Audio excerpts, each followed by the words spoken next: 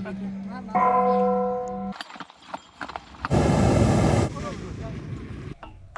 think it's safe? I don't know.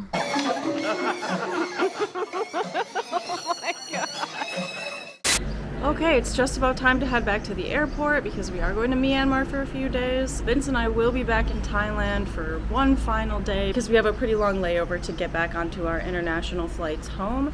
But for now, we are leaving Thailand, which is crazy. We've been here for a while. It was actually really neat that we went out of the hotel last night because it is Lunar New Year. We knew it was going to be Lunar New Year at some point while we were here, but we kind of forgot when it would be. So when we got to Chinatown, everything was just wild. There were so many people down there. The lanterns were all up. There were lights. We got to see the dragon dance and the lion dance, which I've never seen before. That was really exciting. Yeah, so it was a late night and an early morning, but it was definitely worth it. And now, on to Myanmar. It was Lunar New Year, and our flight crew handed out red envelopes to everyone on the plane as we took off for Mandalay. The first thing we did when we arrived was visit the Mahamuni Pagoda, and there was a lot of construction work going on to repair damage caused by a 7.7 magnitude earthquake that struck Myanmar in March of 2025. Mandalay was near the epicenter of the earthquake, and this caused a lot of destruction, but it's really quite amazing how much of the city they managed to repair in just a year. Next, we visited the Golden Monastery, which seemed like a confusing name from the outside since the exterior is made of intricately carved teak wood. But the entire interior of the monastery is gilded with gold leaf. The monastery was built in 1878, and all of the carvings on the outside depict different Buddhist stories. And the building actually used to sit inside of the grounds of the royal palace, but King Thibaw, the last king of Burma, had it moved outside of the palace walls because he thought it was haunted by his father's spirit.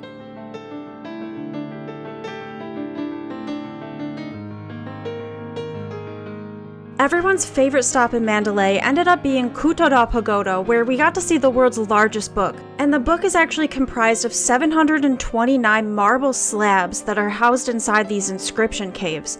Altogether, the text contained the entire canon of Theravada Buddhism. There's also a large gilded stupa at the site where some locals offered to do Tanaka designs for me and Rachel.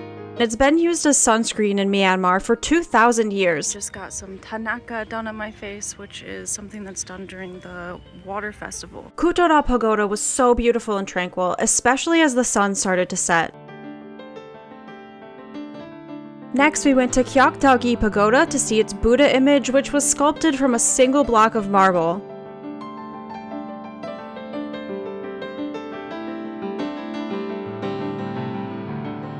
By now, it was almost sunset, so we went up to the top of Mandalay Hill to watch the sun go down. The air was pretty hazy, so we didn't have a super clear view of the city, but everything was bathed in this ethereal glow, and once the sun dipped behind the haze, it looked really cool.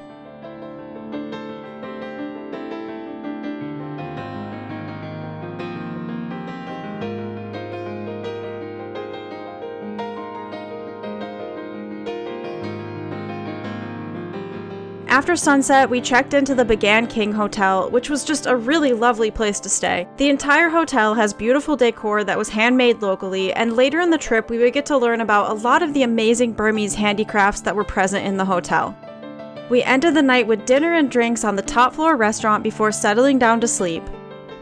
Good morning from Mandalay, Myanmar. We got into Myanmar yesterday and we spent the day sightseeing at different temples around Mandalay. And our favorite was probably the world's biggest book, which was just phenomenally beautiful. We were there closer to sunset, so the lighting was just magical. We spent last night at the Bagan King Hotel, which is a pretty new hotel, and it is very nice. Like, the attention to detail that went into the theming of this place. They just didn't skip anything at all. It's such a cool place to stay. Today we have a 5-hour drive to get to Old Bagan, which is gonna be sort of similar to what we saw in Ayutthaya in Thailand, but I think on a grander scale. We're really excited to go there. That's the real reason for us coming to Myanmar. Yeah, we got a long drive, and we do have some sightseeing today, and then tomorrow we're going to spend the whole day in Old Bagan. We embarked on the long drive to Bagan, and there were some interesting sights along the way.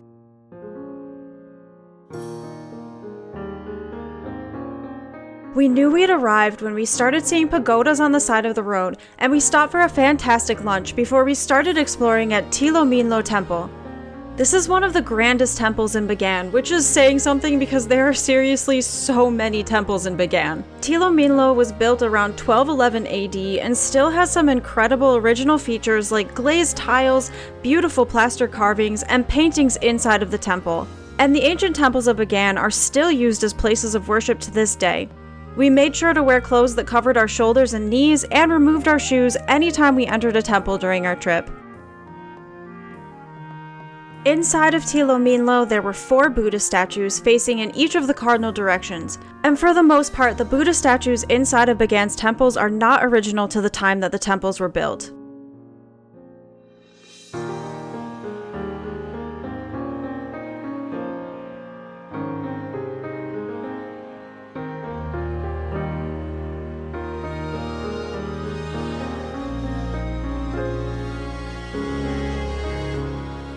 After leaving Tilominlo, we visited Swejigon Pagoda to see its golden stupa. At the entrance to the stupa, there were lots of stalls where people were selling handicrafts, and we stopped to see this man demonstrating how his wood carvings became magnetic when he charged them with a lighter. We were all kind of confused about how this would be possible, so if anyone knows, please explain it to me in the comments. I feel like the wood has to be treated with something in order to make this work.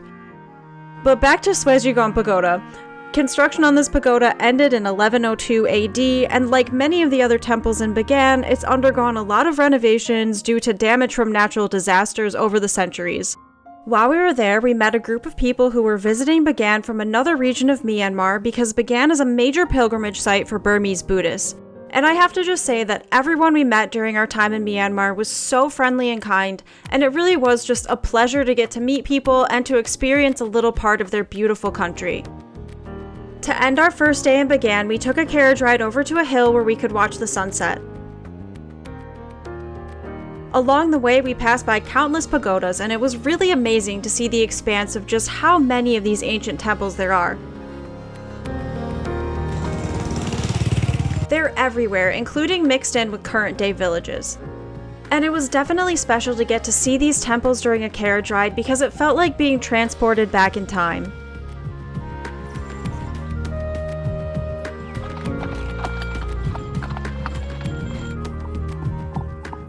I don't know if this is just me, but I felt like sunrises and sunsets lasted longer in Myanmar than they do back home. The golden glow just seemed to start earlier and linger for a long time, and it made our surroundings extra beautiful. It was already golden hour when we started the carriage ride, and we made it to the sunset spot with plenty of time to enjoy the view. People used to climb the temples to watch sunsets in Bagan, but that's been banned for safety and preservation of the temples. But lots of these little hills were constructed throughout Bagan as a replacement for climbing up the temples, and this was a really fantastic spot to watch the sunset, and lots of people were gathered here. After sunset, we checked into the Thirupitsia Sanctuary Resort, which is right on the bank of the Irrawaddy River. Thirupitsia is a stunning place to stay. It has extensive gardens to explore, a large swimming pool, and we got to stay in these spacious chalets out in the garden. We ate dinner in the hotel dining room and explored the grounds for a bit, but then we headed off to bed because the next morning we'd be getting up very early.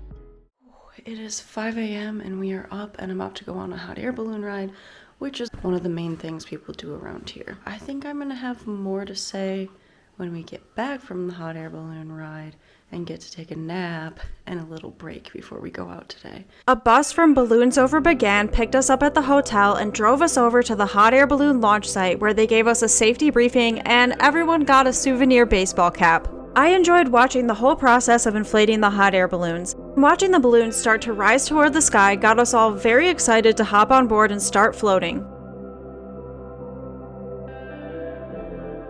This tour was the highest concentration of foreign tourists that we saw while we were in Myanmar, and even then, there were only enough people to fill 3 balloons from Balloons Over Bagan and 1 from Oriental Ballooning. In the 2010s, there would have been about 20 balloons flying every morning during high tourist season. But because of the current situation in Myanmar, tourism is drastically diminished, which is obviously a really difficult time for anyone who works in the tourism industry, which is a lot of people in Bagan. Flying over the ancient temples, it was plain to see why this was such a popular destination. It's absolutely breathtaking, and seeing the pagodas from the air was a surreal experience. My heart just really goes out to the Burmese people, and I pray that they'll have peace and prosperity soon.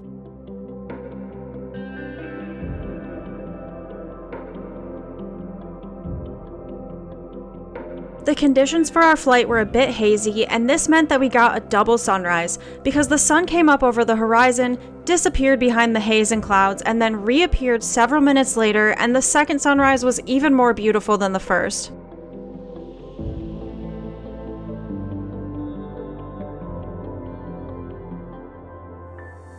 When it was time to come back to Earth, our pilot did an amazing job landing the balloon gently. Then we got to watch it deflate, which was a really neat sight.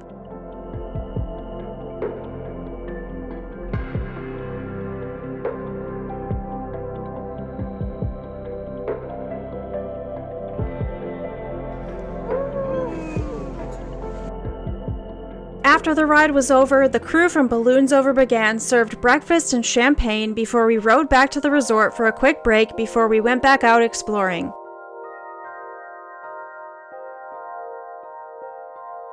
We freshened up, and then Vince and I decided to wander around the resort for a bit and check out the gardens.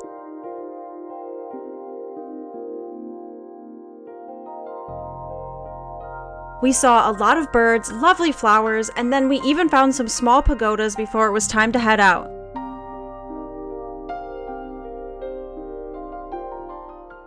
The hot air balloon ride this morning was really fun. Today we're gonna spend basically the entire day exploring these pagodas. So there are just so many pagodas and temples around here, and we can't film or take pictures in all of them, but a lot of them have intact, like, original paintings. They're just like extremely detailed, really beautiful work, all about Buddhism. Now we'll just see how tired we all get, if we're gonna take a siesta or not. We started near the village of Manuntu and checked out a handful of temples, including Le Mietna, which was constructed around 1222 or 1223 AD. This temple was unique because the outside is whitewashed, and the inside had some of the best preserved paintings that we were allowed to photograph.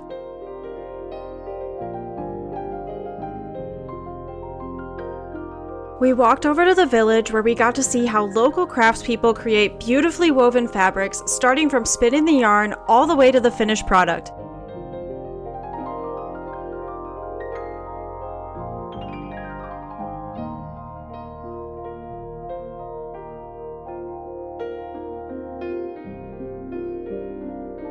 Then we wandered through the village, and every time we passed by a group of oxen, they would all look up and stare at us.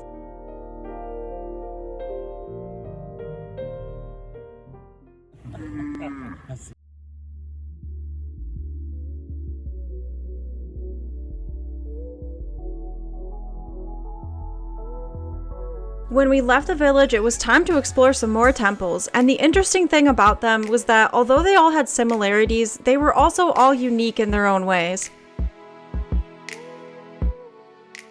One of our favorite temples of the day was Dhammayangyi, which is the biggest temple by volume in Bagan, and it definitely stands out amongst all of the other temples because you can see it from all over the place when you're in Bagan. We saw it from the Sunset Hill the day before and during the hot air balloon ride. It's noticeable both because of its massive size and because it's shaped more like a pyramid than the other temples. It took a while to walk through all of the corridors inside of Dhammayangyi, and afterwards we were all ready to sit down for a refreshing coconut.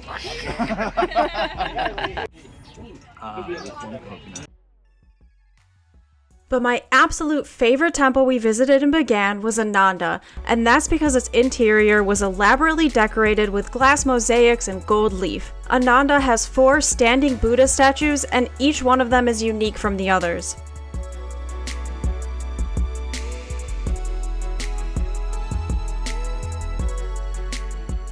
And there are also a lot of smaller Buddha images throughout Ananda that are actually original from when the temple was built in 1105 AD. We spent a lot of time here, and by the time we emerged back into the sunshine, all 4 of us were feeling pretty drained, so we went back to the resort to take a break. Well, we all decided we wanted to take a couple hours break back at the hotel because It was an early morning. We're all really tired. This afternoon, we are going to go to a lacquer factory. We're going to go to a dinner marionette show tonight, and we still have a sunset boat ride on the river. For now, we're going to get some lunch back at the hotel and go for a quick swim. Yeah, we definitely need a break. It's been a lot of time out in the sun so far. Rachel took a nap while Vince, Jared, and I took a swim. It is a big cold, though. Why are you doing that? The chair's wooden, but this thing's metal. You think it's safe? I don't know. We always have to check the validity of every swing before we sit in it now. Thanks to Caleb. Once we were all feeling refreshed, our guide picked us back up and brought us over to tour a lacquerware factory to learn about this traditional craft that's been practiced in Bagan since the 11th century. It takes 6 months to a year to make a single lacquerware item, and the process is fascinating. Artists begin by making a form from bamboo or hair, and then layer on several layers of lacquer sap, waiting a week between each layer of sap for curing. When all of the lacquer is finally applied, artists carve their designs into the sap and then fill the designs with pigments made from various natural materials.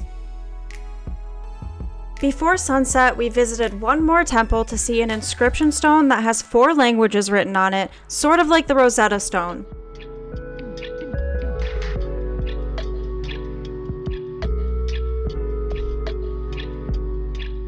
After that, we went down to the river to take a sunset boat ride.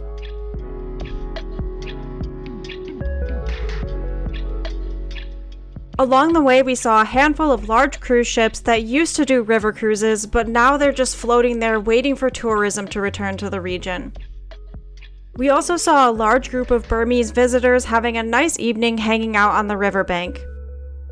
It was another beautiful sunset, and our last one in Bagan. Once again, it felt like it would last forever as we floated on the calm waters of the river. But once the sun was down, we had to get back to shore because there's fighting happening on the opposite side of the river from Bagan. And honestly, I'd rather talk about how amazing everything in Bagan is and talk about how welcoming and friendly the people of Myanmar are than focus on the political situation, but I do feel like I need to represent a full picture for anyone who's thinking of visiting the area. And I also want to acknowledge what the country's enduring right now because it's a very hard time. After sunset, we returned to town to attend a marionette dinner theater. Marionette puppetry has been performed in Myanmar since 1780, and the local name for the puppets is Yokte.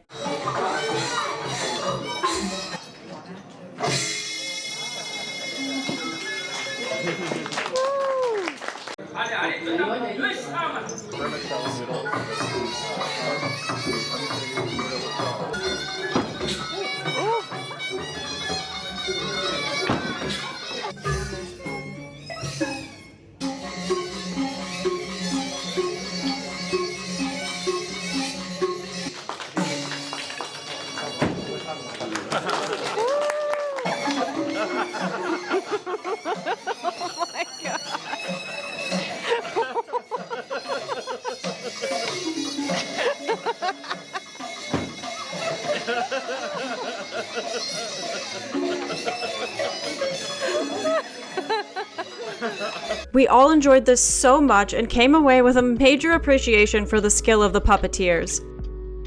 When the show was over, we went back to the resort for one last night in Bagan. Well, it's our last morning in Bagan, and actually it's our last day in Myanmar. We're headed back to Mandalay today. We are still going to get to do some sightseeing in Mandalay, but then early tomorrow morning we're headed back to the airport to return to Bangkok. From there, Rachel and Jared are going to go to Brunei, and Vince and I are going to go home. It's been a long time, and you know, traveling's a lot of fun, but I do get to missing home, especially on these long trips. For now, we're just enjoying our last day here, and hopefully we'll get to see some of the things we missed when we were in Mandalay a couple days ago. On our way out of Bagan, we stopped at Taraba Gate to see its Nat shrines. Nat worship predates Buddhism in Myanmar, and the two religions were merged together when Buddhism arrived in the region. Along the way back to Mandalay, we stopped to learn about the process of making sweets out of palm sugar.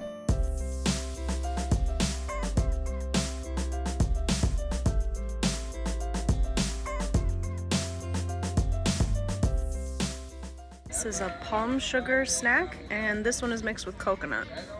That's delicious.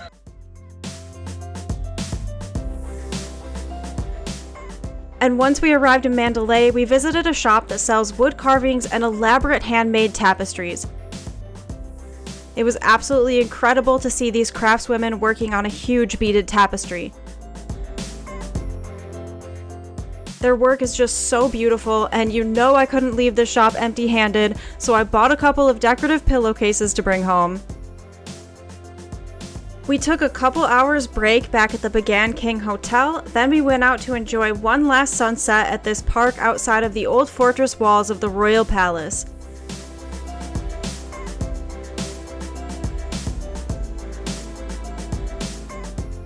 It was great to get a walk in after spending most of the day on the road, and it was a beautiful sunset to send us off. We grabbed some ice cream on our way out of the park. I'm ellipticaling at the park.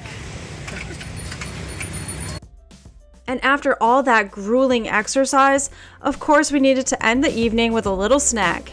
We have here a Burmese samosa. Definitely different than an Indian version. It is very light and fluffy, mostly potato. It's like buttery, really buttery. I like it a lot. Nice. Oh, it's very good. Alright, it's like 4:30 in the morning and we are pretty much ready to leave Myanmar. We're headed to the airport, back to Bangkok for a little bit, and I guess I'll check back in once we get there. With 19 hours to go before our next flight, Vince and I took a grab into the city to do some last-minute sightseeing, and we decided to start at Wat Pak Nam to see the 69-meter-tall Buddha statue that was just completed recently in 2021. Apparently, the statue has caused the number of visitors at Wat Pak Nam to double, and that makes a lot of sense because it's a really impressive sight.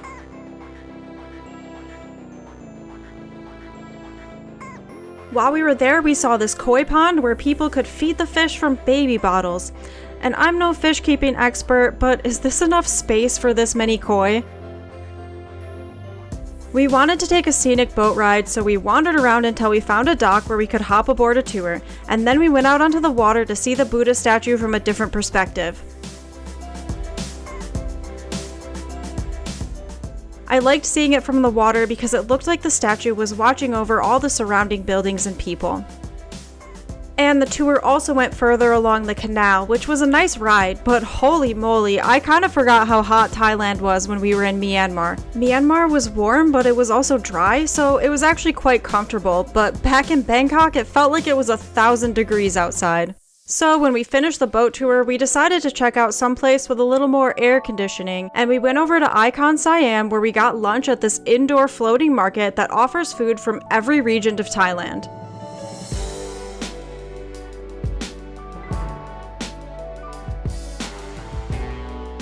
Lunar New Year celebrations were still going on, and there were lots of festivities happening in the mall and paper lanterns throughout the market. And this band played some traditional Thai music. Just kidding, they played Ed Sheeran. After that, we went to the hotel room that we'd booked just so we would have access to a pool before our flight. We're back in Bangkok for just a few more hours at this point. We went out and saw a little bit more of the city that we hadn't seen yet, and then we did book a cheap hotel that we're not even going to be staying in tonight. We just wanted a place to shower, take a nap, and use the pool because we are going to get onto our long international flight after this. But I think the question I want to answer right now before we leave is, can you visit Myanmar as a tourist in 2026? And as of February, yes, you can, and it's actually probably easier than you might think. However, there is ongoing political unrest there. There are only a few areas of the country that are safe to visit as a tourist or that you're even allowed to visit as a tourist. But while we were there, everyone we met was super friendly. The people of Myanmar are extremely nice people, and it was great to get to meet a lot of them while we were there. We also had No problems whatsoever. Nobody seems to want to make problems for tourists at all. If anything, people seemed excited to see foreign tourists there because there is a lot of local tourism still, but not a whole lot of foreigners coming in, and especially not foreigners from the US, although we did run into a couple of large groups of European tourists. And Bagan in particular is sort of a pilgrimage site for specifically Burmese people, which is a region of Myanmar. Bagan was really beautiful, and in the past they have had a lot of tourism, particularly in the 2010s, but then during COVID the country shut down, and then after that the political situation got to a point where there hasn't been a lot of tourism since then, and this whole industry sprung up, and now there's a lot of local people and local businesses who are totally out of work, just kind of trying to ride out the situation. So obviously the locals in Bagan really need more tourists to be coming back. However, everybody has their own risk tolerance, and Vince and I and Rachel and Jared all decided that this was within our risk tolerance, and we did have a good time, and obviously we did make it in and out safely. So I would just say you need to do your own research and figure out if this is something that you're willing to risk to do. If you do risk it, I think you'll probably find it worthwhile, and I think that about sums up my thoughts on it. And just like that, our month-long journey through Thailand and Myanmar had finally reached its end. Both countries were incredibly beautiful and so different from each other despite being neighbors. I really can't express enough how grateful I am to everyone we met in Myanmar for being so kind and welcoming. Their country's so beautiful and rich with history, art, and culture, and I just wish them all the best and hope that things improve soon. No, not really. What do you mean? No, I'm so selfish. Jared will do it for the I will not. I will not. Jared, we can see you peeing from here. We have here where are we again? I'll try that again. Oh, jeez. Bird. Oh, it's got a nest right there. Okay.